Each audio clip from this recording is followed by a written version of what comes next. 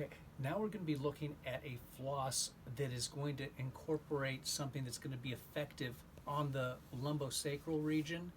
It's going to affect the nerve supply of all the nerves going down in the lower body. Now I'm going to test this with the range of motion from the quadratus. I could actually do that with the psoas, I could do that with the adductors, anything going around the thigh. It's a real quick assessment. I'm going to use just the quadratus right now to do that. So let me show you the range of motion. What I am currently capable of doing in a sideline position, I should be able to bring my shoulder back and touch the back of the table. So let me see how far I come back. Okay, and I'm not doing poorly, I'm doing pretty good. It is not uncommon to get people to lay here and they'll do this much motion. They literally just can't do anything. So the way I'm going to have an effect on that is I'm going to have them sit on the edge of the table.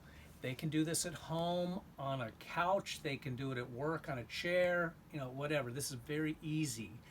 And it's my go-to thing for any lower extremity problem. Everything else is an add-on to this. So what I'm going to do is we're going to hold the knee.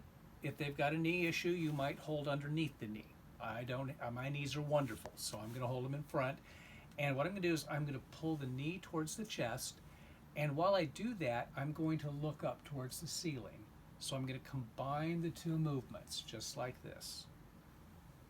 And it's important, the problem a lot of people have is they get into wanting to move one end or the other, but not moving both, and that would be a mistake.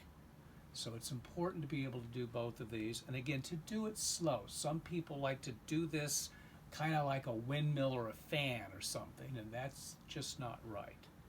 But this will be very effective for anything in the lower body. So that was easy. I'm going to call that 10 and switch sides.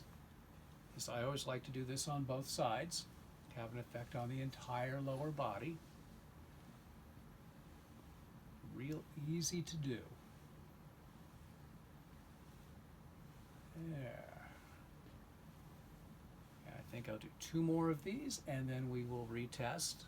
Again, my motion wasn't horrible, so this probably will be just fine.